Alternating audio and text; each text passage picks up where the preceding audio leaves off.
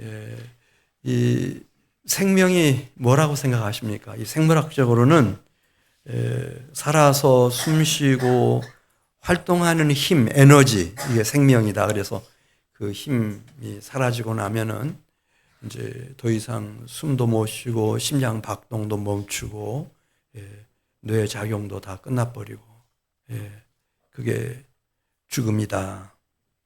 이렇게 말합니다. 근데 성경에서는 이 생명을 어떻게 설명하나? 세 가지로 설명합니다. 하나는 이 육의 생명, 목숨 이렇게 말하죠. 아무리 젊은이도 또 나이가 드신 분도 이제 목숨이 다하면은 생명이 사라지는 겁니다. 푸시케라고 하는 생명이 있고요. 그 다음에 이제 사람은 다른 생물들하고 달라서 이제 지정의의 작용이 있다, 인격을 가지고 있다. 그래서 이걸 비오스라고 말하는데 인격적 존재자로서 이제 단순한 그냥 생물학적 생명 이상의 목숨 이상의 의미를 가지는 것. 이것을 이제 우리가 생명, 비오스, 바이올로지라고 하는 말이 비오스라는 말에서부터 왔습니다. 근데 성경에서 가장 이제 비중 있게 다루는 생명은 조회라고 하는 생명입니다. 이것은 우리가 왜 생명할 때 한자로 생자는 난다고 하는 뜻, 태어난다고 하는 뜻, 그 다음에 또 살아간다고 하는 뜻, 그 생자를 쓰지 않습니까? 그 다음에 명할 때는 명령, 천명, 그 하늘을 지으신 하나님께서 모든 그 생물 중에 생명을 가진 존재 중에 사람에게만 하나님의 형상, 하나님은 몸이 없으셔서 영적 존재자시거든요. 근데 그 영적인 그 하나님의 형상을 인간에게만 주셨습니다. 그리고 그 사람을 지으시고 복 주시고 생육하고 번성하고 충만하고 정복하라 그렇게 말씀하시고 그리고 사람을 지을 때 보면 하나님이 이제 흙으로 사람 모양을 만드시고 코에다가 생기를 불어넣으셔서 생명이 되었다.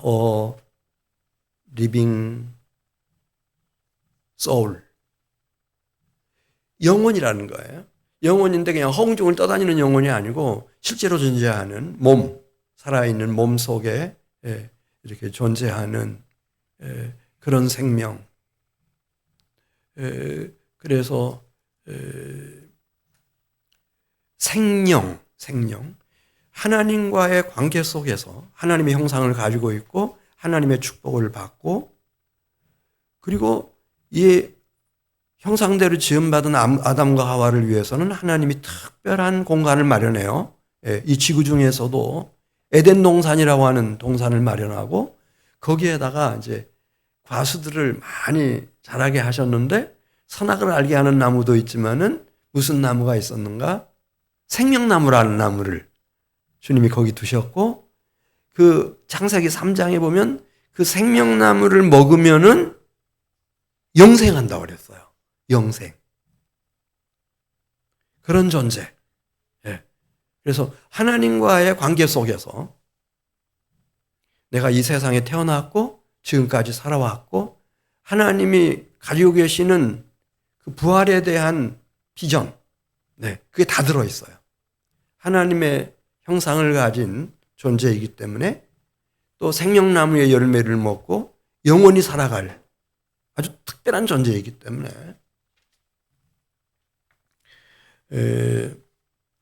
이게 잘 나타나 있는 게 이제 이스라엘 나라가 이제 망했죠. 북왕국 망했고 남유다도 이제 그 에스겔이라고 하는 선지자 때는 뭐 유다 나라가 망하고 예루살렘도 다 초토화되고 대부분이 다 죽었는데 겨우 살아남는 사람들은 바벨론에 포로로 끌려가고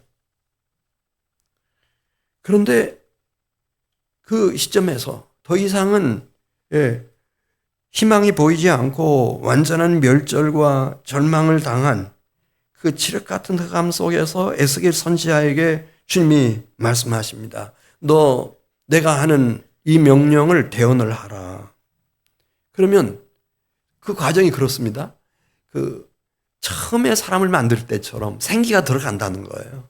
그게 뭐 해골이 됐든 두개골 아니면은 마른 뼈다귀가 됐든 아무리 멸절되고 희망이 다 사라졌다 하더라도 생기가 들어가서 이게 막 지극히 큰 군대와 같이 주의 군대와 같이 일어날 거다. 네. 그리고 에스겔이 그대로 순종했어요. 그랬더니 진짜 생기가 들어가면서 여호와의 주의 큰 군대가처럼 막 이 백성들이 일어나는 거예요. 그런 환상을 봐요.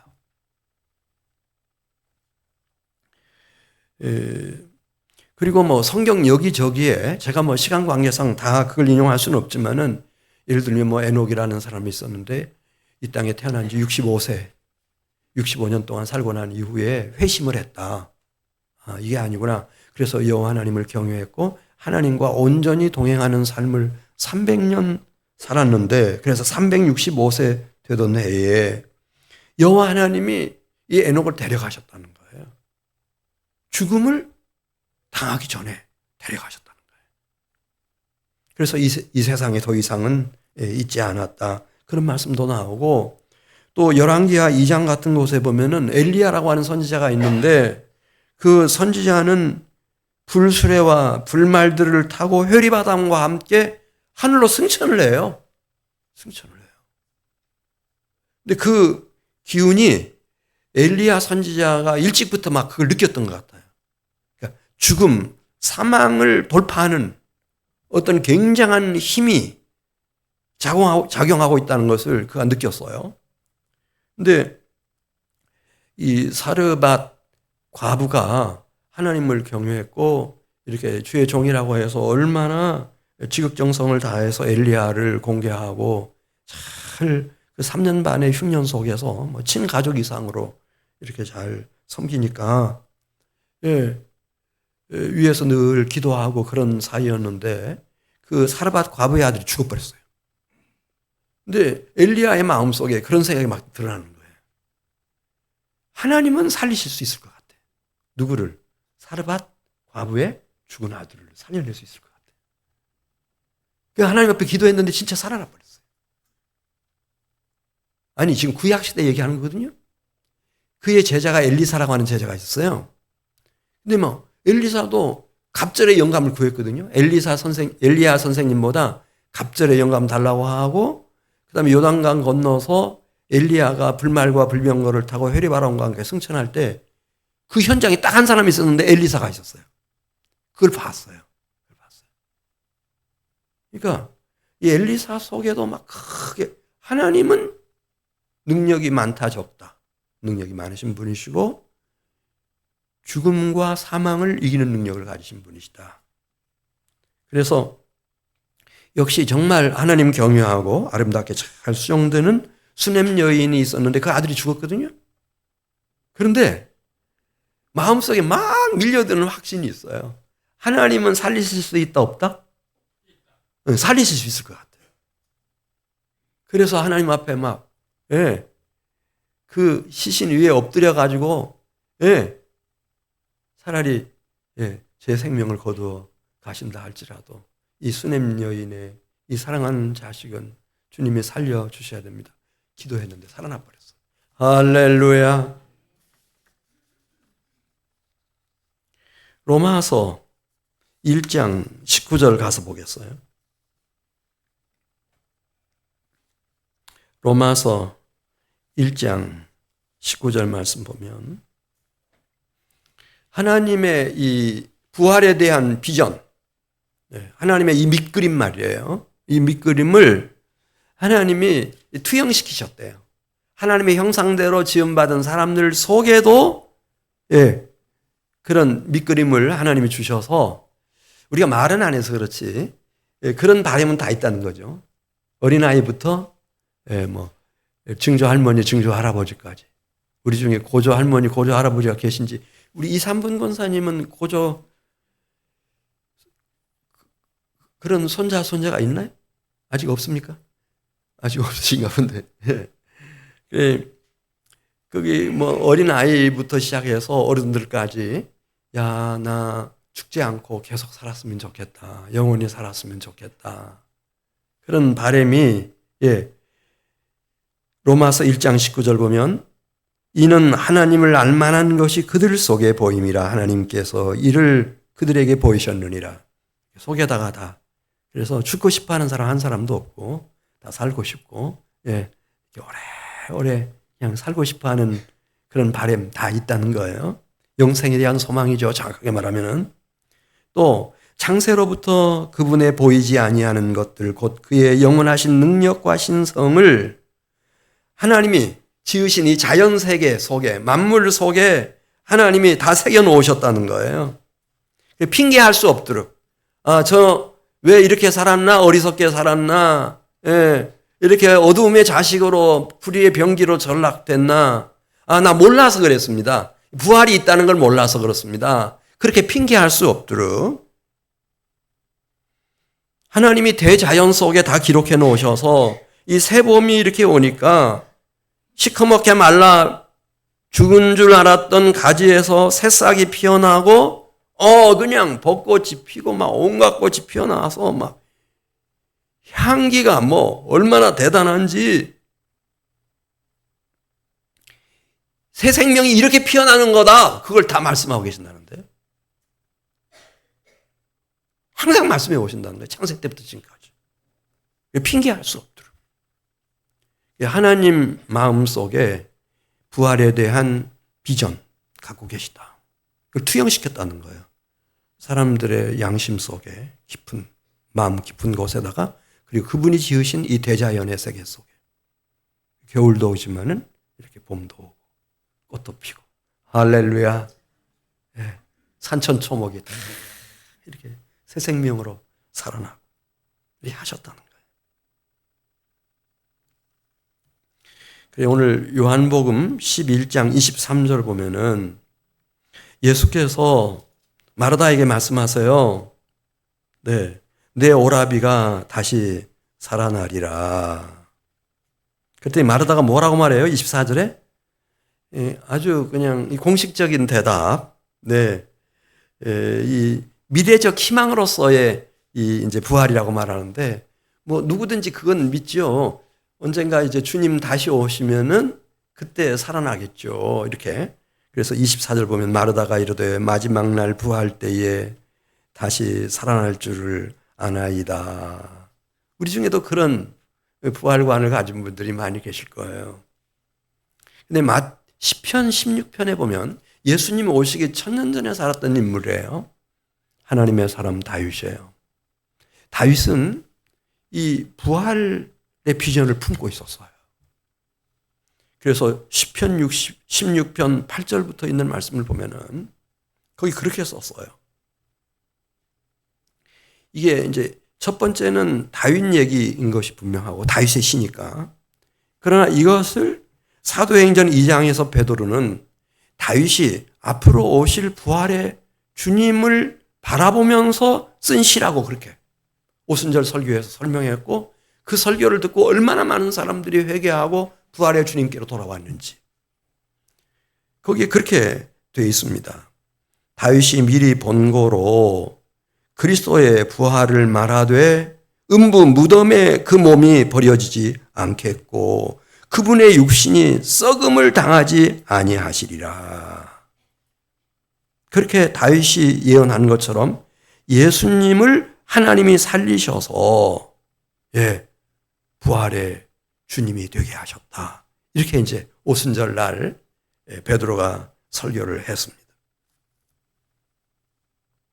그러면은 이 하나님이 창세 때부터 가지고 계시던 이 부활의 비전, 부활의 밑그림, 부활의 환상, 그것이 언제 성취되는가? 오늘 요한복음 11장 25절에 나오죠. 예수 그리스도를 통해서 그 하나님의 부활에 대한 비전이 이렇게 현실적인 실제와 실체로 확 드러나 버리는 거예요.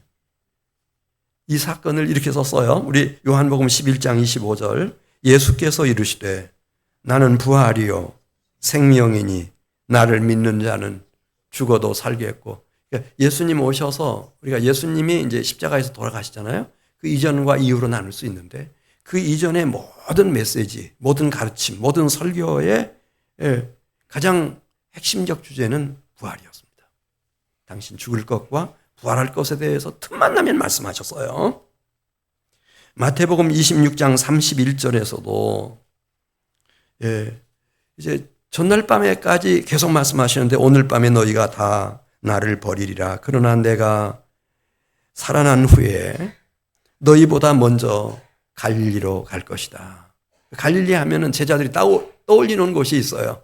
예수님과 제자들이 함께 만나서 이 팔복의 말씀을 듣기도 하고, 그래 그냥 갈릴리 하면은 그 예수님과 제자들이 함께 만나는 장소, 그것을 생각나게 하는 말씀. 또 마태복음 26장 64절 말씀을 보면은 예수님이 이제 죽은 자 가운데서 살아나시고 나면 그러면은 돌아가시기 전과 돌아가시고 난 이후, 부활하신 이유가 어떻게 다른지도 말씀하세요. 마태복음 26장 64절입니다. 내가 너희에게 이르노니 이후에 인자가 권능의 우편에 앉아 있는 것과 하늘 구름을 타고 오는 것을 너희가 보리라. 이분이 부활하시면 승천하시고 승기라고 하는데 하나님 보좌 우편에 앉으셔서 하늘과 땅의 모든 권세를 가지시고 당신의 나라를 이 땅에 세워가실 것이며 그 다음에 맨 마지막 날에 하늘 구름을 타고 이 땅에 심판주로 오실 거예요. 그것까지 다 말씀하셨어요. 이제 부활하시고 난 직후였습니다.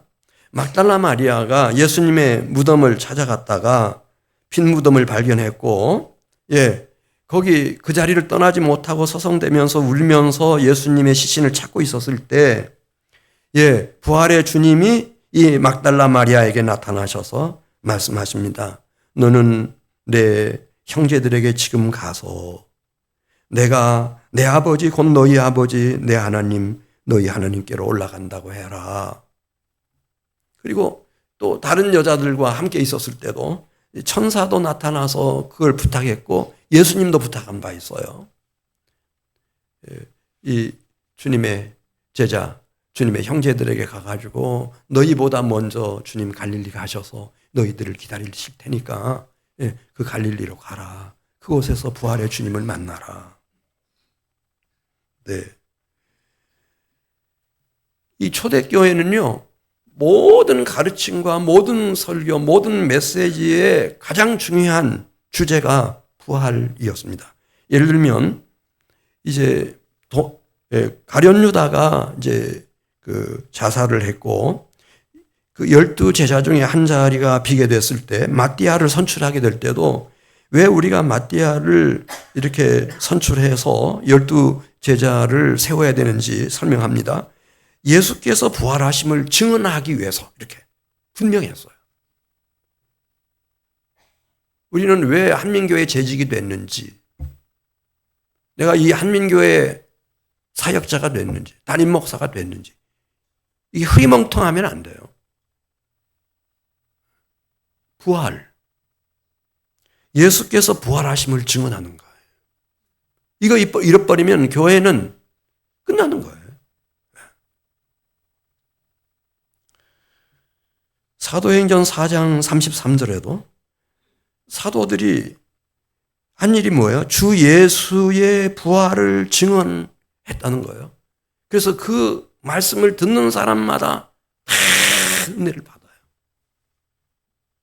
좋은 얘기는요, 공자님도 하시고 석가모니도 하고 철학자들도 하고 다 하죠. 근데 이 부활은 달라요. 누가 흉내낼 수가 없는 거예요. 죽은 자의 부활은 아담과 하와 이후에 딱 한 분, 그 하나님 속에 불타고 있던 부활에 대한 밑그림, 이 비전, 이걸 성취시키신 분이 바로 하나님의 아들 예수 그리스도예요. 이분밖에 없어요.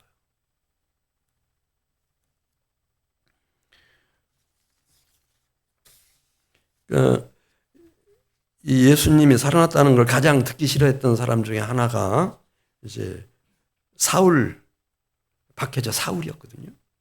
근데 사울이 다메섹으로 가는 도상에서 부활하신 주님을 만났어요. 만나고 나서 로마서 1장 3절에도 이렇게 썼어요. 이게 얼마나 대단한 사건인지를 보여주는 거예요. 예, 그래서 막 스데반을 죽이고 얼마나 많은 사람들을 이렇게 괴롭히고 잡아서 감옥에 가두고, 아예 그 목표가 기독교, 예수 살아났다 부활했다, 그 예수 예자도 못 꺼내도록 그 잔인하게 진멸해버리려고 하는 것을 목표로 삼았던 박해자 사울이 로마서 1장 3절에서 이렇게 썼어요.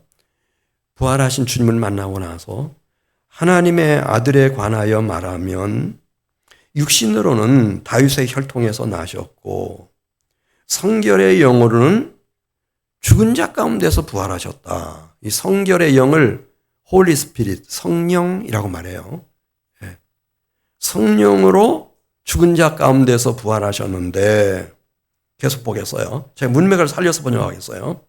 능력으로 하나님의 아들로 선포되셨으니 곧 우리 주 예수 그리스도시니라. 사망 권세를 이기는 능력으로 하나님의 아들로 선포되셨다. 그러니까 이거는 누가 흉내낼 수 있는 게 아니에요. 누가 죽음을 이깁니까, 여러분? 사망을 누가 멸합니까? 근데 이분이 성령으로 부활하셨는데 그 성령의 능력은 죽음, 사망 권세를 깨부수는 그런 강력한 능력이었습니다. 그래서 만천하에 이분이 유일하신 하나님의 아들, 우리 주 예수 그리스도 되심을 드러내셨습니다. 그리고 고린도전서 15장 20절, 고린도전서 15장 20절입니다. 이제 그리스도께서 죽은 자 가운데서 다시 살아나셔서 무엇의 첫 열매가 되셨다고 그랬죠? 잠자는 자들의 첫 열매가 되셨도다. 지금까지 단 한 건도 온전한 부활로 일어난 사람은 없었어요. 그냥 예표고 모형이고 그림자였지. 근데 이분이 잠자는 자들의 첫 열매가 되셨어요. 그래서 이분을 만나기만 하면 고린도후서 5장 17절에서 천하 없는 박해자라 하더라도 죄인 중에 괴수인 사울 같은 악인이라 하더라도 새로운 피조물로 바뀌어버려요. 새 것이 돼버려요. 새로운 생명이 임해요. 네. 왜냐하면 우리 모든 인류는 아담과 하와 이후에 사망, 죽음 안에 다 갇혔어요. 이것이 끝이라고 절대적으로 믿어요. 그런데 사도행전 23장 6절 말씀 보면 부활의 주님을 만나고 났을 때 바울은 인생의 목표가 달라졌어요. 어떻게 달라졌나? 죽은 자의 소망, 곧 부활로 말미암아 내가 신문을 받노라, 그렇게 말해요. 죽은 자의 소망, 부활. 자신에게 새 생명이 임하면서 꿈도 꾸지 못했던 부활에 대한 인생 목표가 딱 세워진 거예요. 이야, 이 부활이 있구나. 부활이 있구나. 이것이 그냥 이 한 인생을 완전히 새로운 피조물이 되게 만들어버렸어요. 그 자기가 그 헛소리라고, 그 다 신비주의자들이라고 막 그렇게 매도하고 박해했던 그리스도 예수를 위해서 자기가 순교를 하지 않습니까? 로마서 6장 5절 가서 보겠어요. 로마서 6장 5절, 이 중요한 말씀입니다. 만일 우리가 그분의 죽으심과 같은 모양으로 연합한 자가 되었으면 또한 그의 부활과 같은 모양으로 연합한 자도 되리라. 그래서 바울은 목표가 생긴 거예요. 어떻게 하면은 예수님이 모든 잠자는 자들의 첫 열매가 되셔서 부활하신 것처럼 나도 어떻게 그 부활 생명에 동참할 수 있는지 고민하다가 로마서 6장 5절에서 설명하는 겁니다. 아, 그러려면 나도 그리스도 예수와 함께 십자가에 죽는 일에 연합한 자가 되고 그 죽음에서부터 부활 생명으로 나가야 되는구나. 그걸 깨우친 거죠. 빌립보서 3장 10절 말씀입니다. 빌립보서 3장 10절 말씀. 내가 그리스도와 그의 부활의 권능과 그 고난의 참여함을 알고자 하여 그의 죽으심을 본받아 어떻게 해서든지 죽은 자 가운데서 부활에 이르려 하노라. 이게 부활 생명. 예. 이 부활이 존재하는데 그 부활로 들어가는 관문이 그리스도 예수시고 그리스도 예수와 함께 고난을 받는 것이고 그리스도 예수와 함께 십자가에 못 박혀 죽음을 통해서 부활로 나아간다. 예. 이걸 깨닫고 나서 어떻게 해서든지 죽은 자 가운데서 부활로 나아가는 것. 왜냐하면 이 고난과 죽음이라고 하는 것은 그냥 순간이지 않습니까? 고난도 순간 지나가는 것이고, 예, 죽음도 역시 마찬가지. 이 놀라운 부활의 사건이 이제 그리스도 예수 안에서 실제로 이루어진 겁니다. 예. 지금 제가 두 가지 말씀드렸어요. 하나는 이 부활 생명은 하나님의 비전이었다라고 하는 거 말씀드렸고, 그다음 두 번째는 그 비전이 하나님의 아들 그리스도 예수 안에서 이제 성취되고 실현돼서 실제가 되고 이 역사 속에서 실체가 됐다. 부활이라고 하는 것이. 그래서 예수 그리스도의 이 부활의 복음이 이 세상을 그렇게 강력하게 바꿔가고 있는 겁니다. 천하 없는 사람도 이 부활의 주님을 진짜 만나고 나면은 변하지 않을 사람은 없습니다. 그냥 이 박해자 원수, 죄인 중에 자기 말대로 교수인 바울이 새로운 피조물이 되듯이 그렇게 바뀌어버리는 겁니다. 그 힘입니다. 요한복음 11장 26절 가서 보겠습니다. 요한복음 11장 26절 무릇 살아서 나를 믿는 자는 영원히 죽지 아니하리니 이것을 내가 믿느냐. 여기서 죽음은 무슨 뜻일까요?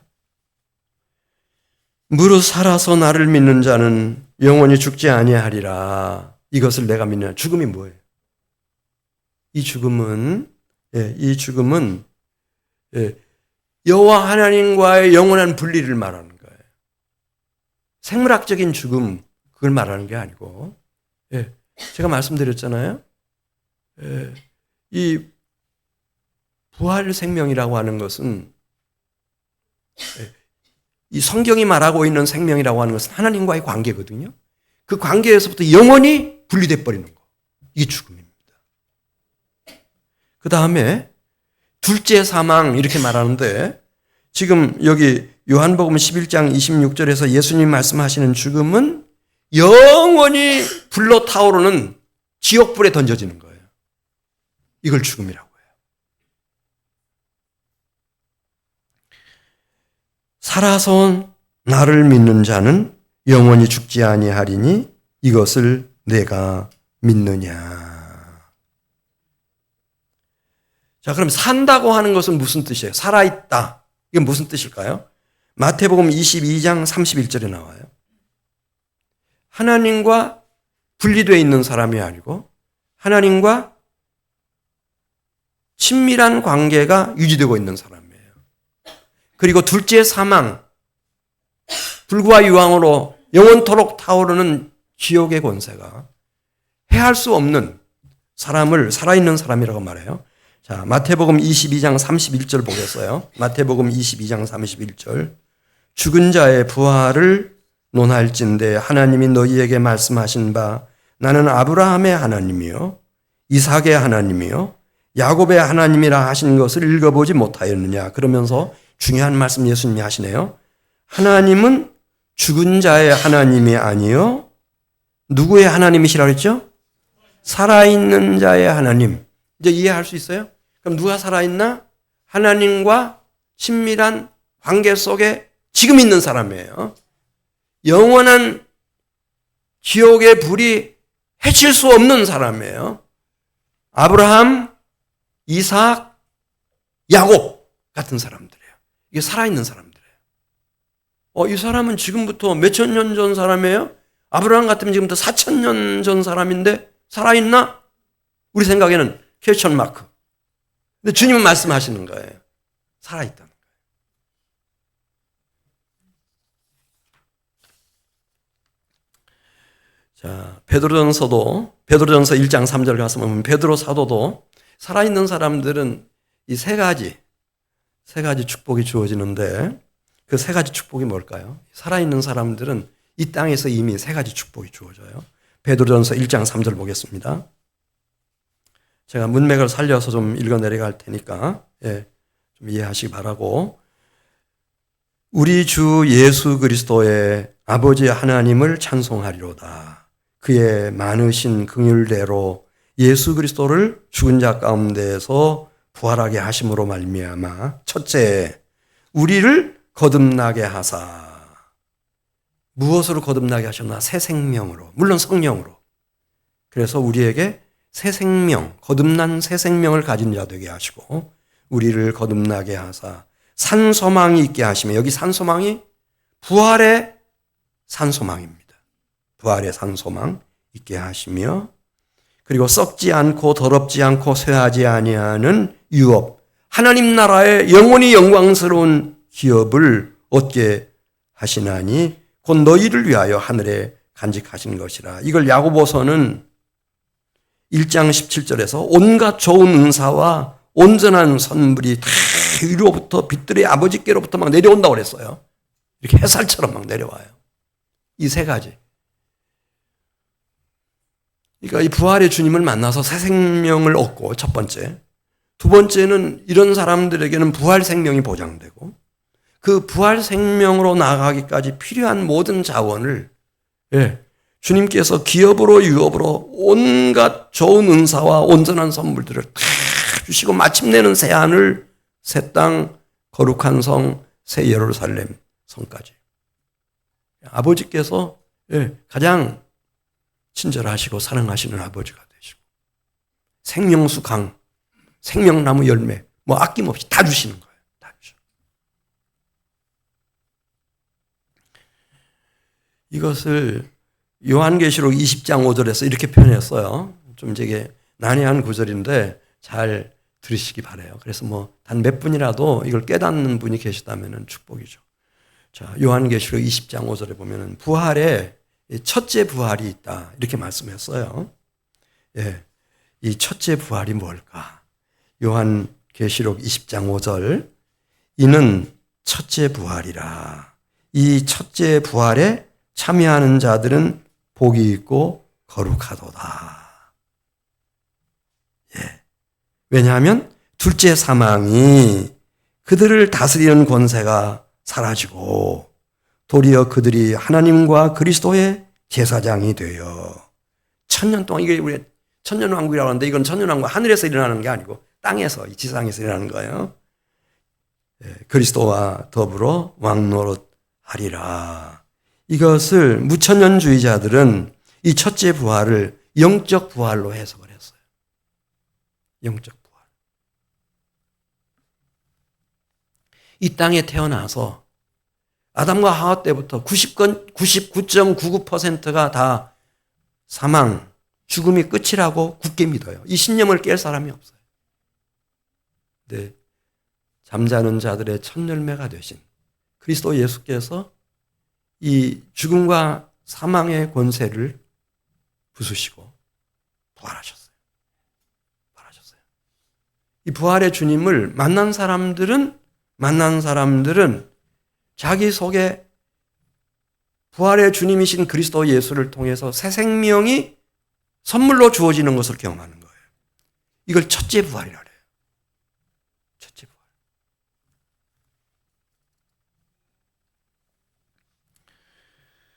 부활. 예수께서 오셔서 이런 말씀하시잖아요. 회개하라, 천국이 가까웠느니라. 이게 무슨 말인가? 그 미국에 유진 피터슨 목사님이 계시거든요. 정말 그 영적인 깊이를 가진 유명한 설교자이시고 그 다음에 집필도 참 많이 하시고 그런 영성 깊은 신학자인데 그분이 여기 어떻게 번역했나 보니까 이렇게 번역했어요. 네. 회개하라 천국이 가까웠느니라. 그것을 회개하라 하나님의 나라가 지금 여기 있느니라. God's kingdom is here. 여기 있느니라. 왜냐하면 부활의 주님이시기 때문에 이분 만나면은 제대로 만난 사람은 누구나 없이 다 새 생명을 소유하게 돼요. 선물로. 그리고 하늘 아버지의 소유된 백성이 돼서 하나님이 온갖 좋은 은사와 선물들을 계속 제공하셔서 새 생명의 길을 걸어가게 만드셔. 그리고 마침내 부활 생명을 얻게 만드시는 거예요. 하나님 나라의 영광의 기업을 영원히 받아 누리게 만드시는 거죠.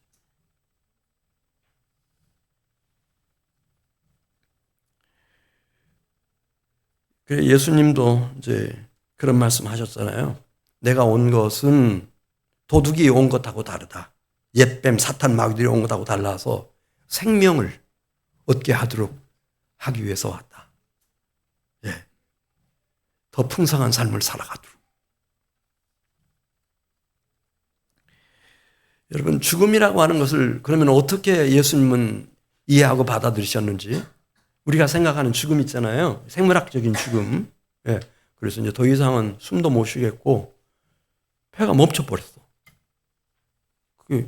제가 어느 책에 보니까 진짜 어떤 그 의학도 그런 거 썼더라고요. 태어날 때 뭐 심장이 몇 번 뛸 것인가 그런 것까지 그 에너지 양이 예. 정해져 있다고. 뭐 그런지 안 그런지는 잘 모르겠어요. 우리는 죽음이라고 하는 것에 얼마나 예민한지 몰라요. 내가 그래서 이제 죽으면 어떡하지? 이렇게 생각하는데 하나님을 경외하는 회당장, 예수님을 존경하고 네, 예수님을 믿는 회당장 야이로가 있었는데 그 딸이 죽었어요. 예수님 그 집에 갔거든요. 막 울고 불고 대성통곡하고 막 난리가 나는데 예수님은 그들에게 뭐라고 말씀하셨어요? 이 아이가 죽은 것이 아니라 잔다. 그렇게 말씀하셨어요. 그리고 부모 데리고 제자들과 함께 이 시신이 지금 누워있는 침상으로 갔어요. 그 방으로 올라가가지고 예수님이 하시는 모습 보세요. 이 소녀의 손을 잡으시고 딱 한 말씀 하셨어요. 잠자는 딸을 깨우는 모습하고 너무 닮았네요. 달리다굼 소녀야 일어나라. 근데 이 아이가 일어났어요. 일어났어. 12살 먹은 딸이었다는 거예요. 바울도 물론 그 현장에는 없었지만은 데살로니가전서 4장 13절에서 우리가 예수님 안에서 맞이하는 임종, 죽음을 어떻게 해석했나? 데살로니가전서 4장 13절입니다. 형제들아 자는 자들에 관하여는 너희가 알지 못함을 우리가 원하지 아니하노니. 그러면서 우리가 예수께서 죽으셨다가 다시 살아나심을 믿을진대 이와 같이 예수 안에서 자는 자들도 하나님이 그와 함께 데리고 오시리라. 할렐루야. 잔다고 그랬어요. 쉬고 안식하고 잠드는 거죠. 저는 이제 목회를 하다 보니 저도 그런 경험이 직접 있었고 다른 목사님들, 동료 목사님들, 동역자 목사님들 만나면은 그런 분들이 계세요. 목사님들이 막 열심히 하시다가 그냥 완전히 쓰러져 가지고 의식이 다 없어져 버리고 막 그런 때. 근데 다 얘기 들으면 똑같아요. 그렇게 편하대요. 그렇게 편해. 진짜 쉬는 시간.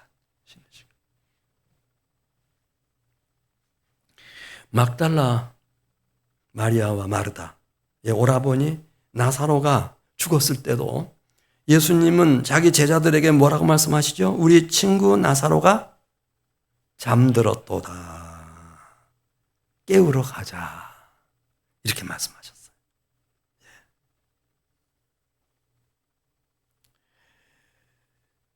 예.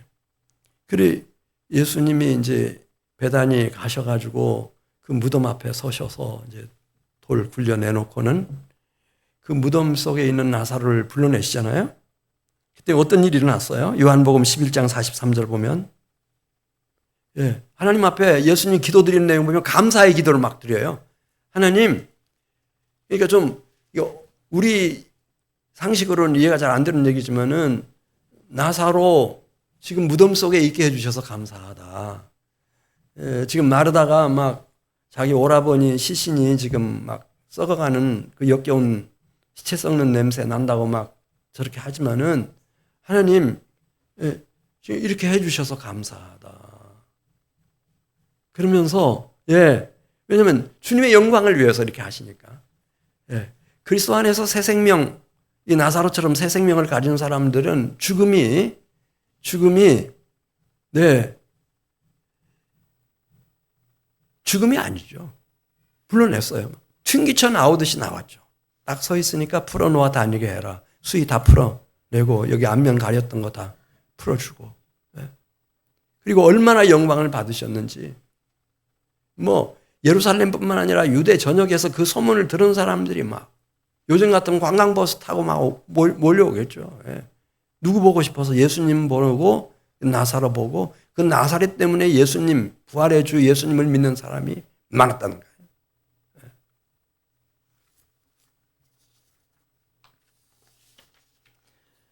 자, 그러면 어떻게 나는 이 부활 생명에까지 이를 수 있는지 에베소서 2장 1절로 갑니다. 에베소서 2장 1절 다 좀 보시기를 바라요.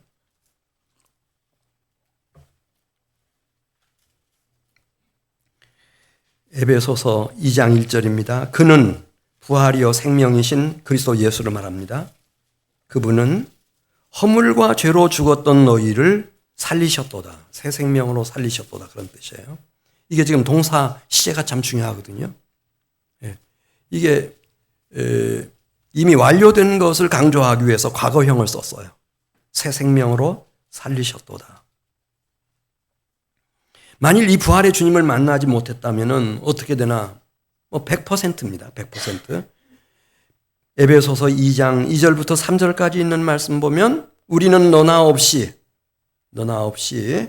허물과 죄 가운데서 행하고 세상의 풍조를 따르고 자신도 모르는 사이에 공중권세 잡은 사탄 마귀에게 휘둘려서 본질상 본래부터 진노의 자녀로서 허물로 죽어있던 인생이라는 거예요. 영적으로 죽어 있었어요. 에베소서 2장 4절부터 보면은 긍휼이 풍성하신 하나님이 그런 우리를 사랑하셔서 그분의 큰 사랑으로 인하여 허물로 죽은 우리를 그리스도와 함께 새 생명으로 살리셨고, 네, 계속 보겠습니다. 또 함께 그리스도와 함께 일으키셔서 함께 하늘에 앉히셨다. 이렇게 말씀했어요. 이 동사 시제도 완료형 시제예요. 어떤 번역은 과거형 시제를 썼어요. 이 완성된 것을 강조하기 위해서 쓰는 어법이에요. 네. 이미 내가 육신을 가지고 있고 지금 이 땅에 있지만은 새 생명을 가진 자가 되게 하셨고 하나님 나라의 시민권을 가진 하나님 나라 소속이 되게 하셨다는 거죠. 굉장한 말씀이에요. 이 일을 하실 수 있는 분은 부활의 주님밖에 안 계세요. 그렇지 않고는 그 누구도 이 죽음, 사망이 끝이라고 하라는 것을 이 저주를 제거해 줄 사람이 없어요. 아무도 없어요. 로마서 6장 4절 가서 보겠어요. 그러면 이제 나예요. 나, 전용인이, 나. 내가 어떻게 새 생명을 얻고 이 부활 생명까지 나아갈 수 있는지. 로마서 6장 4절에서 침례를 받으라고 그랬어요. 침례. 이 침례가 중요해요, 여러분. 자, 로마서 6장 4절. 그러므로 우리가 그의 죽으심과 합하여 침례를 받음으로. 침례가 뭐예요? 장례식이거든요. 세례 말고 침례. 우리의 옛사람은 그와 함께 장사되었나니, 이 침례는 물속에 완전히 잠기는 거예요. 장례식이에요. 옛사람이 장사 지낸 바 되는 거죠. 장사되었나니 이는 아버지의 영광으로 말미암아 그리스도를 죽은 자 가운데서 살리심과 같이 우리로 또한 새 생명 가운데서 행하게 하려 함이라. 부활의 주님을 만나가지고 그리스도 예수와 함께 십자가에 나의 옛사람이 못 박혀서 장사 지낸 바 된 사람들은 하나님이 기념으로 주시는 게 있는데, 그게 4절에 나오는, 따라서 하세요, 새 생명. 새 생명을 진짜 주시는 거예요. 새 생명을 주셔요. 이거 없으면 허당해요. 진짜 허당해요. 새 생명을 진짜 주셔요. 그리고 이 새 생명을 가진 사람들이 로마서 6장 5절에 있는 말씀을 보면은 그리스도 예수와 연합된 이 새 생명의 삶을 살아내고, 그리고 마침내 부활 생명까지, 신령한 몸까지, 그리고 그 영광스러운 하나님 나라의 기업까지 다 누리게 되는 거예요. 자, 로마서 6장 5절을 같이 봅니다. 만일 우리가 그의 죽으심과 같은 모양으로 연합한 자가 되었으면 또한 그의 부활과 같은 모양으로 연합한 자도 되리라. 여기 부활 나오죠. 6장 4절 하반절에 나오는 새 생명. 새 생명은 지금 주어지는 것이고, 이 부활 생명은 우리 주님 강림하실 때, 그때 주어지는 생명인데요. 요한복음 5장 29절 말씀 보겠어요. 우리는 구원파는 아니에요. 우리 프로테스탄트는 구원파 아니에요. 구원파는 이것만 있으면 된다고 하는데, 뭐만 있으면 된다고 그러죠? 구원파는? 뭐 있어야 된다고 그래요? 구원파. 예? 큰일 났네. 구원파는 뭐가 있어야 된다고 그러지? 예?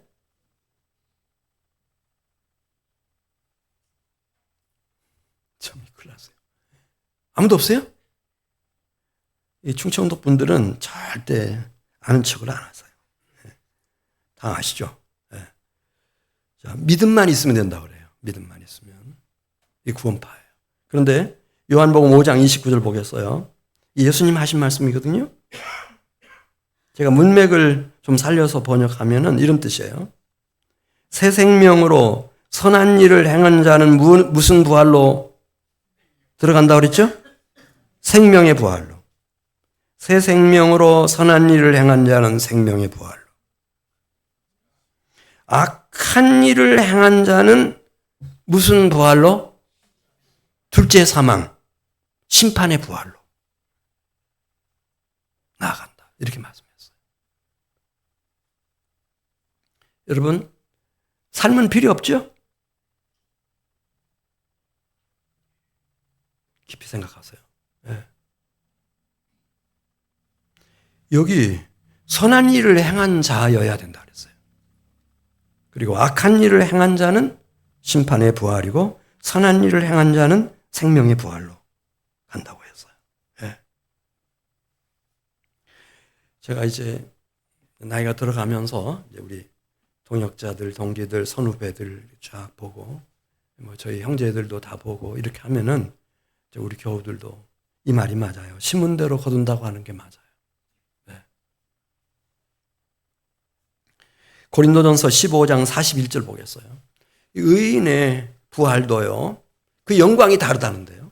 우리는 뭐 째째하게 뭐 하나님이 그런 차별하겠어? 천국은 똑같지 이렇게 생각하잖아요.